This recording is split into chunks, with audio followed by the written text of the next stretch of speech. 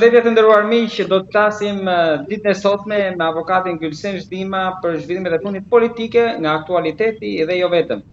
Për ta mbyllur me intrigat që po ndodhin në Vlorë për çështjen e aeroportit. Avokat, përshëndetje dhe faleminderit shumë. Përshëndetje, faleminderit për ftesën. Detajet e reja janë zbuluar sot për sa i përket ngjarjes kriminale që ndodhi në Durrës, 2 të vrarë për një kafe. Policia ka sqaruar dinamikën, por dyshimet ende mbeten, edhe pse ajo e para, informacioni i parë që shkak ishte kafja, do të vazhdojë dhe do të mbetet, duke zënë hapësirën kryesore, por ndoshta mund të ketë edhe prapaskenca të tjera, apo kaq që kanë përfunduar sa për një fixhan kafe të vriten 2 persona. Imagjinoni ata që janë përfshirë në një konflikt të tillë, të thoshin edhe atë të kafës, përmbajtjen e kafës. Imagjinon edhe në rast se do dilte përmbajtja e kafës, të bënin fallxhore me njëri tjetrin, do të kishte ngel hatri dhe për shkak të kësaj të ngjarje normalisht do merrnin pistoletë. Tani këto janë gjërat naiviteti dhe më besoj se do të jemi edhe në vigjilencën e duhur dhe nuk mund të besojmë që këto fëmijë apo këta të rritur merrnin si të donin, dhe shkuan diku edhe u goditën me filxhana dhe jo me pistolet. Pra, rastin konkret kemi të bëjmë me pistoleta. Në momentin e parë kur ti konstaton një person që ka një send të palishëm që është vetvdekjeprues në çdo rretham qoftë ajo dhe sikur të ndodh plagosja, qëllimi i personit kur të qellon me një armë është për të vdekur personin, jo për ta plagosur. Mirë. Se kemi dëgjuar edhe raste të tjera dhe Barsalet. Kodi penal në këtë rast kodi penal shkon shumë mirë për shtatë, se edhe tentativa do quhet sikur e ke bërë fakt, pra do dënohesh sikur e ke vrarë, nëse e plagos. Edhe sikur e plagos në tentativë kur mbetet normalisht e njëjta është marzhi i dënimit, por në opinionin publik është thënë që është për kafe. Unë nuk e besoj që është për kafe. Do doja shumë të ishte për kafe, por nuk besoj që është për kafe. Pse nuk e besoj se është për kafe? Sepse edhe sikur të ishte për kafe, të paktën do kishin shkëmbyer ndaj njëri tjetrit, jo pistoletën, por karriket. Mirë, do kishin thyer xhamat si shenjë proteste dhe jo duke marrë armën e duke vrarë. Ka diferencë. Pra, ngjarja, pra nuk ka kafe. Ai makineria është e fikur, nuk është ngrohur akoma. Nuk ka ujë. Këto janë justifikime sapër me u thënë tek opinioni publik që na shiko kush është situata e shqiptarëve, akoma shqiptarët janë 1855, supozoj. Prandaj unë nuk e besoj, ky është një mashtrim i radhës, do të shikoni në të ardhmen që aty fshihet diçka tjetër, një sekret i brendshëm. Tani është mosmarrveshje ndonjë pazari, është mosmarrveshje të një fakti, si ne e dim shumë mirë që shumë djem për shkak të një ngacmimi për një vajzë mund të marrin akmarrje, pra mund të bëjnë një akt të tillë që kemi parë her pas here sipas praktikës tonë gjyqësore që kemi parë. Mund të jetë një mosmarrveshje për arsye makine, pra dikush mund të ketë shitur ndonjë makinë, se mos harrojmë aty se është afër të zonës që shiten makinat. Pra, ka shumë pista të cilat ne nuk mundet të merremi vetëm me kafen, por ne duhet i themi autoriteteve përkatëse që të hetojnë të gjithë ngjarjen, ta zbardhin, ai i cili është i pafajshëm të quhet i pafajshëm, ai i cili është autor të sigurohet prezumimi i pafajësisë ndaj atij dhe të gjykohet në një gjykatë të paanshme dhe të pavarur dhe në fund fare në rast se provat diktojnë që dikush është autor i vërtet, në rast se është i gjallë, të dënohet, në rast se ka vdekur, atëherë pala tjetër ose dikush tjetër mos të marrë një fajësi për shkak se autori i vërtet ka vdekur dhe marrim tani kush është gjallë e vendosim edhe të dënuar. Pra, duhet një kujdes maksimal sepse duhet e gjithë ngjarjet të zbardhet dhe jo të zbardhen në aspektin vetëm kafen. Shkaku nuk është kafe. Shkaku është mosmarrveshja. Pra, personat kanë pasur një mosmarrveshje dhe mosmarrveshjen duhet ta jetojmë. Pse? Jo ta bëjmë statistikë, por ta jetojmë që ne nesër të marrim masa që të parandalojmë që mos ndodhin ngjarje të tilla.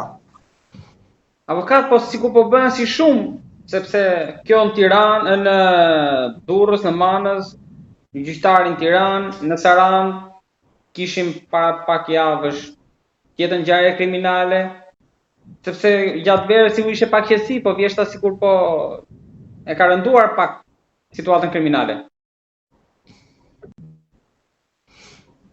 Korrigjo pak internetin. Pra që duket sikur janë bërë si shumë ngjarje kriminale, pas gjyqtarin Tiranë, kjo në Manës që ndodhi tani, në Sarandë kishim po ashtu vrasje. Pra ndryshe nga vera që ishte pak qetësi, tani në Vjesht sikur është rënduar pak situata kriminale. Duhet keni parasysh diçka. Kur pushteti qëndron gjithmonë i njëjtë, të njerëzit të cilët kanë një prirje kriminale nuk ndryshojnë. Pse?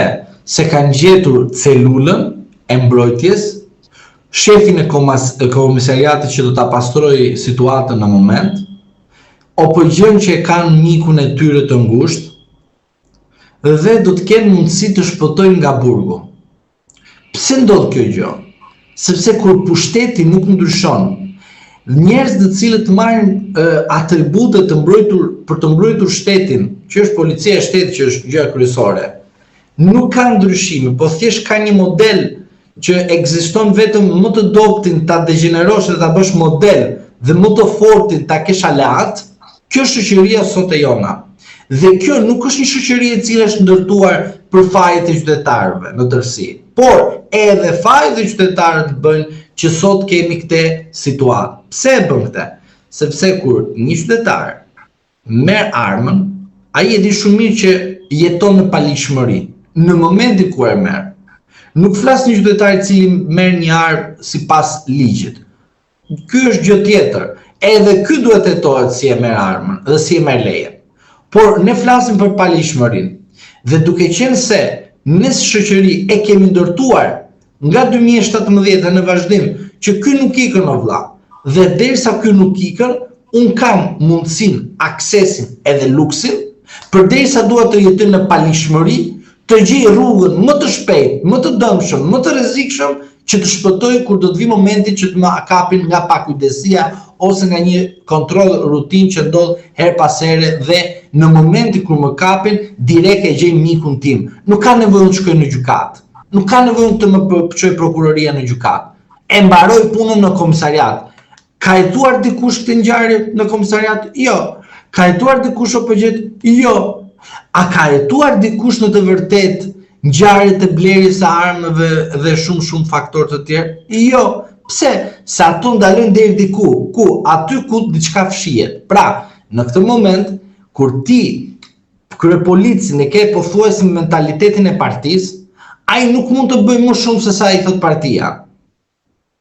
Pra, fjalia që Rama tha, merrni iniciativë dhe punoni për Partinë Socialiste, ishte mesazh që unë o shef do punoj për partinë, po ti mos më hiq nga puna. Mbaroje, ai e ka vendosur aty dhe e ka bërë sistem. E ke fjalën kur tha hiqni kapelet pas orës 4?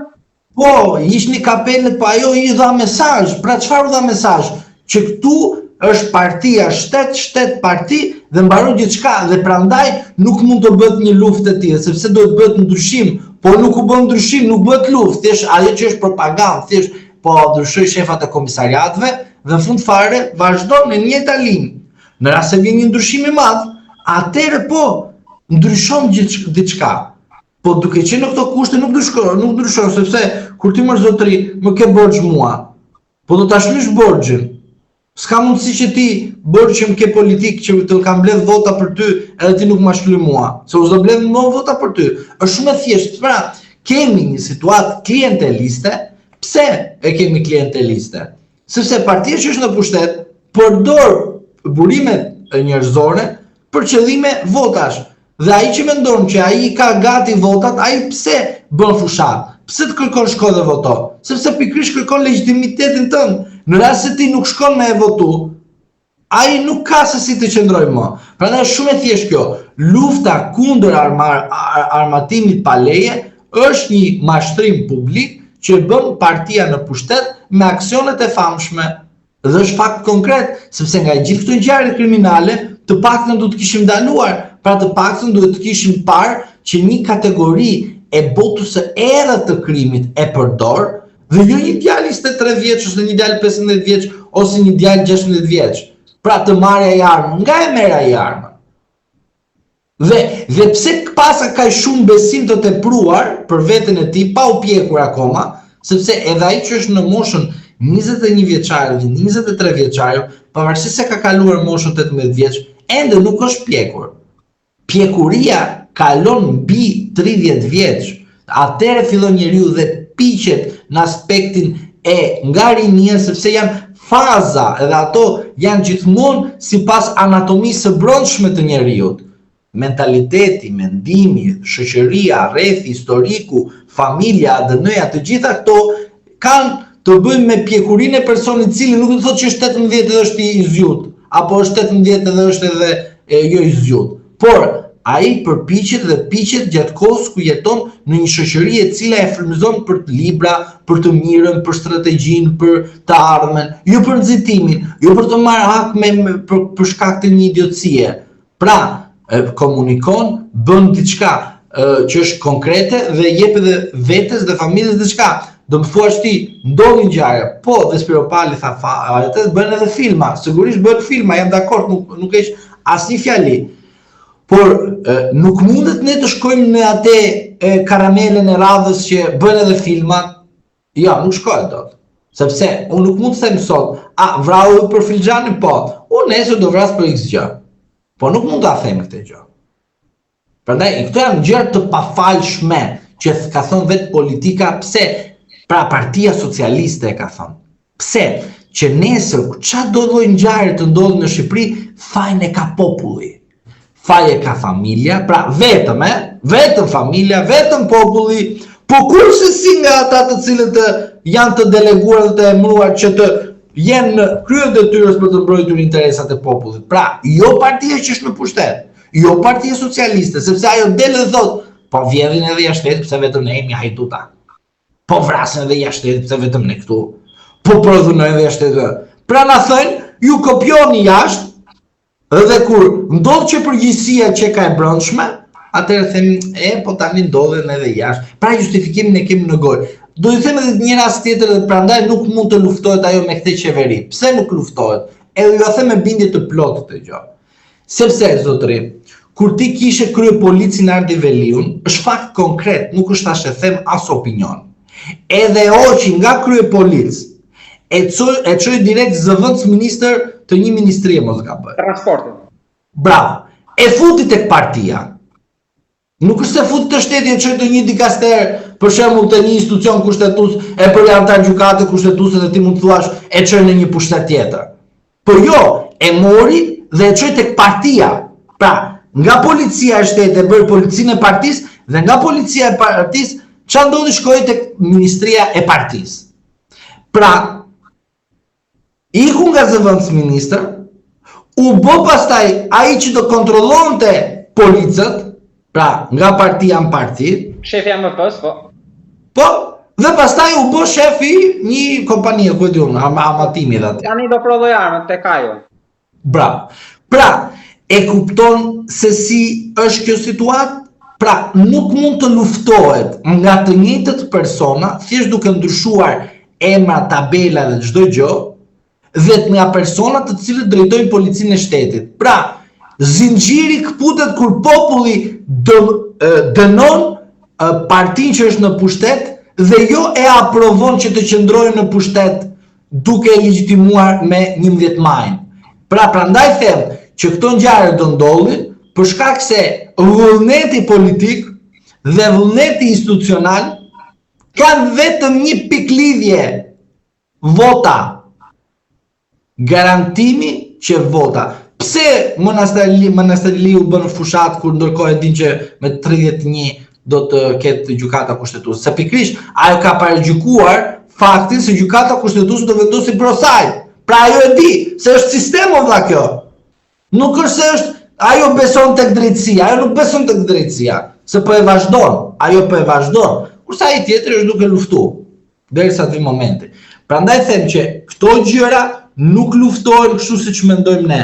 Pra këto luftohen që populli të ndërgjegjësohet dhe t'i thojë secilit, mbaroj detyra jote, ti shne dhe të mira, të provojmë tjetër, s'ka pse të lodhemi. Thojmë lodhemi ne. Si lodhet shoqëria? Ku ekziston kjo fjalia lodhemi? Avokatash të rikthyer 24 orët e fundit sërish në qendër të vëmendjes së mediave, ndër lajmet kryesore Ervis Martinaj, këtë radhë për shkak të babait të tij, i cili ka kërkuar që të shpallet i zhdukur në një nga bisedat që ne kemi bërë, në mos gaboj vitin e kaluar apo më shumë. Ju e keni paralajmëruar këtë hap që ky do ndodh. Çfarë do të thotë kjo? A është kjo një procedurë? A është kjo një lëvizje tjetër nëse do ta marrim në një aspekt që ai ndoshta mund të jetë gjallë dhe çfarë mund ndodh tani, pra mund të jetë ky hapi i dytë? Nuk e di ju si e shihni të gjithë si proces të rikthim të tanishëm. Atëre, në rastin do ta marrim nga ana njerëzore, ne do të themi që është e dhimbshme nga një prindër të shkojë dhe të bëjë një kërkesë të tillë në gjykatë. Kjo është gjëja kryesore. A personi ndaj të cilit kërkohet një gjë e tillë, a është i faqshëm, është i pafaqshëm, a ka lidhje apo nuk ka lidhje me veprimtari të tilla, ne nuk kemi ta gjykojmë. Ne thjesht do themi anën procedurale. Ajo që unë kuptoj është kjo. Ka dy skenare.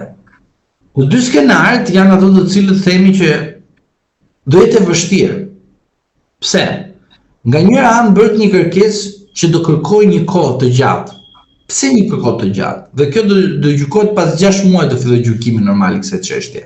Sepse duhet priten përpara informacionet të vinë të ardhurat të gjitha. Kujt që të shpallet apo jo i zhdukur.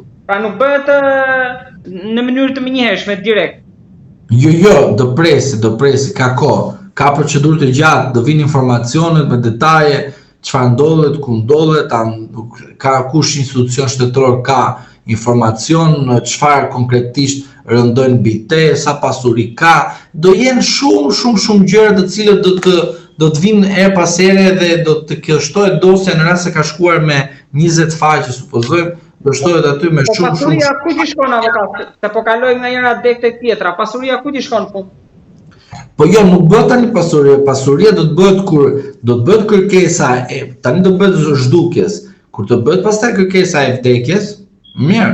Do edhe në kërkesën që do të bëj pala që janë të interesuar, do të përcaktoj sipas mendimit të saj, ashtu siç e normal edhe vet ligji, trashëgimtarët ligjor, pastaj do bëj një inventar të sa pasuri ka dhe sa borxhe ka dhe kujt ka. Kjo është sekuestruar, a mund të kthehet në? Urdhro? Kjo që është sekuestruar, për këtë e keni fjalën. Tani nëse ti varet çdo pasuri që ka, në rast se është sekuestruar dhe ka marrë formë të prerë dhe ka shkuar në favor të shtetit, nuk ka çfarë të marrë aty, po në rast se është ende në fazë procedurale hetimore, mund të punojë që të ketë mundësi të marrë atë që duhet, atë që themi konkretisht pronën e tij në rast se nuk është një pronë e përfituar ashtu siç pretendon prokuroria e paligjshme. Prandaj, ajo që unë them është kjo, procedura e tij është një procedurë e zgjatur, po ka disa skenare dhe dy ndër skenaret janë nga ana njerëzore të gjithë jemi solidarë dhe jemi me dhimbje sepse ndodh ndaj një personit. Mirë, nuk e intereson CV e personit, po ndodh ndaj një personit. Ajo që është skenari tjetër që këtu kërkojnë një vigjilencë maksimale, dhe prandaj përmenda rastin Spiropali për filma, se ju e dini shumë mirë, nga filmat kemi parë dhe filmat ndonjëherë kanë kopjuar realitetin ton, jo vetëm vendas, por të huaj, që disa njerëz të cilët dyshojnë që janë bota e krimit, kanë shpikullë dhe raste të ndryshme si për vdekjen e tyre, si dikush tjetër është brenda në kufon, ndërkohë tjetër është në varr, pra janë skenare të ndryshme dhe këtu tani kërkohet një vigjilencë maksimale të shtetit, sepse kemi të bëjmë me një person i cili për mendimin tim, dhe këtu kërkon një kujdes maksimal, është që emri i tij është faqur kur ka ardhur Partia Socialiste në pushtet. Jem realist. Jo, ose ka ndryshuar, pra emri i tij ka ardhur, është lakuar publikisht. Pra do të thotë që ndonjëherë unë mendoj që ndonjëherë perceptimi publik mund mos lidhet me faktet penale. Unë kështu e mendoj ndonjëherë. Dhe jam i bindur që ndodh gjithmonë kjo. Mund ma thoni më thjesht për publikun avokat, unë e kuptova, por mund ma thoni më thjesht. Po tani, për shembull, njerëzit merr ti një makinë, një makinë që ajo kushton 200.000 euro. Njerëzit shikojnë pamjen e jashtme të makinës, thotë ky ka hyrë pse të makine. Ai nuk e di, a e ka me qera apo nuk e ka, a ma dha një shok me përdor apo jo. A është e imja. Pra perceptimi publik më pa hyrë asaj makine, mbaroi thotë ky e ka makinën e vet. Dhe të ngjarja konkrete them, personit mundet i ketë kanosur një strategji e bukur mediatike nga disa faktor tjerë duke vendosur popullin në perceptimin publik që ky po që ka kështu dhe ky vetë ta ketë pranuar si fakt sepse ka kërkuar që të ketë një imazh në shoqëri, është si puna e grupeve kriminale që tradhtojnë një grupi tjetri edhe flasin kush është më i forti edhe konkurrojnë nëpërmjet medias. Pse konkurrojnë? Sepse kur dalun dhe them X grup, se njoh X prandaj them, ka bërë kaq namin kështu, grupi brenda vetes krenohet. Thotë tani do avancojmë, do bëjmë përdorë metoda të ndryshme. Grupi rival thotë, ky ka bërë kështu, ja trego vllai, i çon 100.000 nga brapa. Pra, edhe vetë grupet kriminale kanë një veprimtarinë edhe konkurrencë midis njëra tjetrës. Por ata kanë konkurrencë reale, ndërsa persona të cilët flasin për grupet, për mendimin tim krijojnë perceptimin tek publiku sikur ata organizata janë në të vërtetë organizata të cilët kanë këtë flukse për këtë nivel kaq të lartë. Prandaj them që rastin e Ervin Martinajt nuk dua ta lidhim kështu në këtë formë, sepse kemi të bëjmë me një perceptim një para. Dikush do thotë, zotëri ka sekuestruar pasurinë. Zotëri, Spaku nuk është zoti. Që do të thotë? Edhe gabon. Ose edhe me receta. Se ju e dini shumë mirë që ne kemi thonë, e kam thënë vazhdimisht që Spaku punon me receta dhe të ishte shumë e mirë që të punonte një institucion i pavarur. Dhe duke qenë në këto kushte, unë mbaj rezervat e mia, prandaj them nga ana njerëzore solidar edhe paralelisht nga ana institucionale vigjilenca maksimale. Sepse perceptimi publik është gjë tjetër, fakti janë gjëra tjera. Avokat, po gjatë kësaj kohe, nga momenti i shkarkimit të Gledis Nanot, që mbaroi ultimatumi, kanë ikur dhe kanë ardhur drejtorë të tjerë edhe sërish nuk kemi një përgjigje, po nga ai moment. Edhe në vazhdim. Pse duhet të ishte një ultimatum i zotit Rama për shembull? Pse? Të pyetje unë. Pse? Pse duhet të zbardhë pushteti ekzekutiv të merret me një djalë i cili dyshohet a ka lidhje s'ka lidhje në botën e krimit për shembull? Pse duhet të ketë kryeministrin? Po duhet zbardhet ngjarja. Besoj që ka pasur diçka që nuk shkon aty me atë. Pra, e shikon çfarë po të them. Perceptimi publik bën që personi mundet të jetë, mundet dhe mos të jetë ka shumë i fortë. Sepse në rast se është ka shumë i fortë, të paktën nga gjithë këto shkarkime që themi, duhet kishim të paktën një indicje të vogël që na çonte te një provë e madhe, edhe na tregonte që është gjallë apo i vdekur. Po çfarë mendoni që ka brenda kësaj? Dështoi shteti shqiptar, ky është një fakt. Dështoi shteti shqiptar dhe institucionet shqiptare dhe ato të cilët janë sekrete që të marrin informacionin e dur, a është gjallë apo ka vdekur. Avokat. Unë dyshim të një i kam se tani të kesh kaq perceptim publik, edhe institucionet të heqin njerëz nga puna, sepse nuk po të gjejnë ty. Edhe në rast se ti do të ishe me të vërtet i vdekur, ata do ta kishin relatuar më një herë. Ky është i vdekur, mbaroi punën, ne fituam, goditëm ballë dhe kështu me radhë këto budalliqet e propagandës që bëjmë vazhdimisht. Me që ndodhet këtu avokat në shtek, si mendoni, është i gjallë apo ka vdekur? Unë jam njeri dhe uroj të jetë i gjallë dhe çdo përgjegjësi ta gjej përpara autoriteteve. Unë uroj të jetë i gjallë, se unë uroj vdekjen asnjë person, se s'kam pse të uroj vdekjen. Jo, nuk e kam tek dëshira, se nuk e vendos diskutim. Jo, unë uroj të jetë gjallë, po nuk kam se si të them a është nuk është. Unë uroj të jetë gjallë, po nuk mund të them a është gjallë. Jo, nga gjithë ajo që ju bët deri tani, nga skenaret e mundshëm, personazhet e tillë, si mund vazhdojnë për të fshehur, e të tjera, duke I vendosur në peshore, si Unë për shembull besoj në ringjallje për shembull. Edhe unë besoj në ringjallje. Çfarë të them tani ty? Unë uroj të jetë gjallë dhe unë besoj në ringjalljen e një njeriu.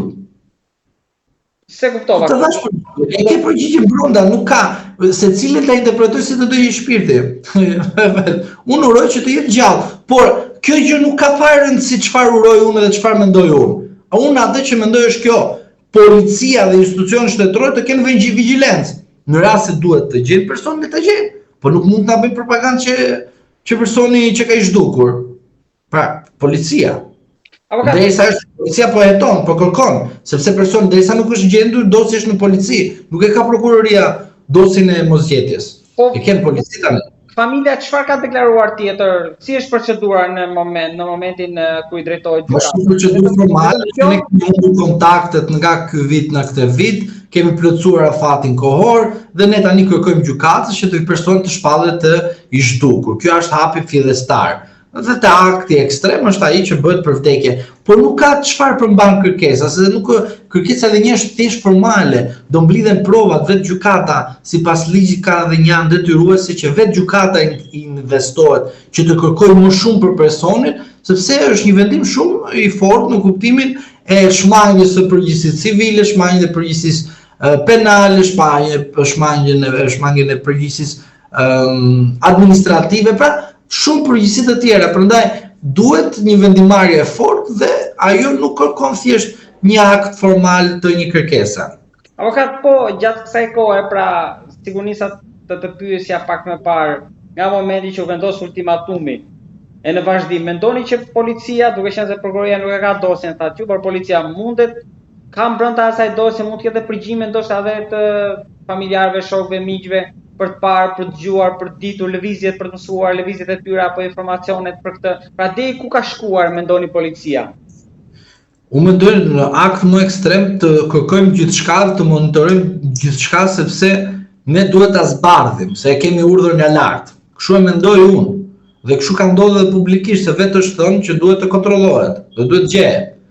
Ultimatumi ka qenë qartë. Por ajo që unë mendoj është kjo. Në rast se familja ka një kontakt, supozojmë, nuk besoj të përdori kontaktet në mënyrë naive. Mirë. Në rast se ne themi ashtu siç e percepton edhe qytetari që kemi të bëjmë me një person që dyshohet si bandë kriminale. Mirë. Por në rast se policia nuk ka kryer detyrën e saj dhe kështu, sigurisht që një person mund të gjejë hapësira të ndryshme që të bëjë veprime nga më të ndryshme, të cilët nuk mund t'i parashikojmë në këtë moment, se do të jenë të shumta dhe përveç kësaj të kërkojnë një analizë të tepruar dhe të theksuar që edhe njerëzit të kuptojnë atë çfarë ne citojmë. Se s'mundet thjesht me një fjali dhe t'ia themi çfarë mund të ketë bërë policia dhe me një fjali çfarë mund të ketë bërë familja. Po sigurisht që edhe policia, edhe familja duan të gjejnë të vërtetën. Tani, se si duam të vërtetën dhe kujt I shërben ajo e vërtet, mbetet për të parë. Edhe diçka te kjo avokat, I besoni këto teori që janë rikthyer sërish në media, sikur ju thash, duke filluar nga mbrëmja e djeshme, jo operacioni plastik, mund të jetë mes Tiranës, jo ka ikur jashtë shtetit, më the të thash, apo jo duken shumë Atë them diçka unë të vërtet ty. Jemi në muajin tetor. A ndodhi vrasja e gjyqtarit? Vrasja e rëndë. Tronditi opinionin publik. A ndodhi rasti I avokatit? Tronditi opinionin publik. Dhe tani, që mos të vinë ndonjë ngjarje tjetër, edhe tronditet opinioni publik, vendosim edhe lajmin e Martinait përpara, edhe qytetari harron çfarë ka ndodhur, më kupton se 3 ditë të zgjat lajmi, fusim lajmin Martinaj dhe në fund fare vendosim tek njeriu të bëjë një proponim thë, pa akoma nuk e gjetëm këtë më, kush është ky më? A e kupton, Zoti është ky më, që s'gjehet dot. Pra, te kjo ngjarje unë vjet vetëm këtë po të them që nuk ka pse të qarkulloj mediatikisht kjo ngjarje kur dihet qartazi që ne jemi në një situatë ku ndodhin ngjarjet edhe gjithmonë antipropaganda ose propaganda e shtuar, vendos lajme të tjera, thjesht për të na filluar dhe të na lëvizi pak trurin për një distancë, themi pa kështu është ky vend nuk bëhet. kriminalitet ka armë, ky për kafe, ky çapët, ka të jem kështu, ja, nuk është e vërtet. Gjëja është tjetër, pra duan të ulin çdo gjë që njerëzit mos kenë mundësi të reagojnë. Ky është qëllimi i pushtetit gjithmonë. Në të shkurën edhe Berisha është përfshirë në këtë debat, duke akuzuar Ramën. Po mirë, Berisha sigurisht ka qenë gjithmonë një person i cili ka denoncuar këto akte kriminale dhe përveç kësaj edhe personat të cilët dyshojnë për veprimtari kriminale. Berisha, sapo thot mirëmëngjes, fjalën e dytë ka bandat kriminale. E ka të në staturën e tij, nuk e di emrat, unë me zor mund t'i mësoj në këto vetëm emrin e këtij djalit, se di më nga familja, kush, qysh tek kështu. Por sepse të paktën tani Berisha dihet ish kryeministër, ka një CV të pasur, din merr informacione, kupton. Ne derisa të marrim informacione, ka kaluar avokat se jo muaj dhe dita. Sipas gjitha gjasave duket se do flasim sërish për këtë çështje sepse misteri do vazhdojë. Po, sepse unë uroj të jetë i gjallë dhe unë besoj të krijë gjallë, ju a thash edhe një herë. Se nuk e kuptova edhe një herë avokat, se ma thatë pra. Besoj të ngjarja, besoni të dorin ngjallet, edhe nëse e kanë vrarë, kështu është apo kuptojnë gabim? Jo, ngjallja nuk kupton vetëm se një person mund të ketë vdekur edhe të ringjallet, por nuk kupton që një person i cili citohet mediatikisht sikur është i vdekur, jo në 100%, por sikur është, ai do të ringjallet në rast se është gjallë. Prandaj uroj të jetë gjallë edhe unë besoj tek ringjallja. Pra reaktivizimi i një personi i cili në mendimin e opinionit mund të jetë i vdekur. Hollët akoma më shumë mister. Avokat, do ta mbyllim me rastin e aeroportit të Vlorës. Tani mund të ketë një vizitë o ditë nga Spaku ndonjërit, apo akoma nuk besoj se ka marrë në dorë, apo nuk ka arsye pse do ta marrë në dorë. Se mund të jetë një konflikt mes administratorëve. Si është kjo, avokat? Të lutem ma thuaj, ne kemi diskutuar edhe pak ditë më parë, por edhe me detajet e reja që kanë dalë. Sa më thjesht për shikuesit tanë. Qa po luhet atë? Ka një skenar që unë kam dëgjuar dhe prandaj aksione, avokat, 40% aksione për 4.000 euro, një fjatë Mos më ngatro me aksionet dhe mos më fut në shifra, se jam kundër shifrave. Unë do të them vetëm diçka konkrete. Zotëri, Prokuroria e Tiranës nis procedim penal për kompaninë e zotit Pacolli. Veprimtaria e kompanisë është në Vlorë. Mund të më shpjegoj dikush, një qytetar, ç'lidhje ka Prokuroria e Tiranës ku ekziston Prokuroria e Vlorës? Po edhe radhën e kaluar të bëra të dash po të njëjtën përgjigje që lutem ma sqaroni. Ne po prandaj them qytetarët ta kuptojnë. Qytetarët çfarë të sqarojnë? Kompetenca, është kompetencë kjo. Rasti tjetër, të jep gjykata sigurim pa dije kundërshtarit ku ka vendosur më shumë para se sa ai që ka fituar sigurimin e padisë. Ktu është me fol me veten. Pra, ajo që unë po shikoj është kjo, që pushteti ekonomik në vend po fillon të goditet. Ka filluar duke u godit. I çon BKH, i çon njerëz e tim nga mjes deri në darkë, nuk i le të marrin frym. Kjo çfarë tregon? Tregon që marrova punë me ndihmën e Spakut me opozitën, futa në burg Metën, futa në burg Saliun, futa në burg Erion Velin, futa në burg Ilir Beqan, futa në burg Ahmetan, futa në burg Sajmir Tahiri, futa në burg në të gjithë këta të cilët më rrethojnë, mbarova me gjithë këta dhe vjen momenti të fus në burg edhe një kategori tjetër. Kush është kategoria? Ata të cilët kanë dëgjuar çfarë unë kam kërkuar. Dikush do më thotë me zgjuarsinë e tij që jo më zotëri, oligarkët komandojnë Ramën. Unë po të them, nuk më intereson fjala oligark që thua ti, unë po them, pushteti ekonomik bindet nga urdhrat e Ramës. Vendos në kuadër edhe kuadrin legislativ. Dhe si punon shteti kur do të kapet me ty. Dhe duke marrë këtë si një referencë, do ju them, derisa këto të pushtetit ekonomik kanë bërë fushat me zotin Rama, kanë dalë jashtë shtetit me zotin Rama, vjen momenti zotëri që pushteti ekzekutiv dhe pushteti ekonomik vendos disa bariera.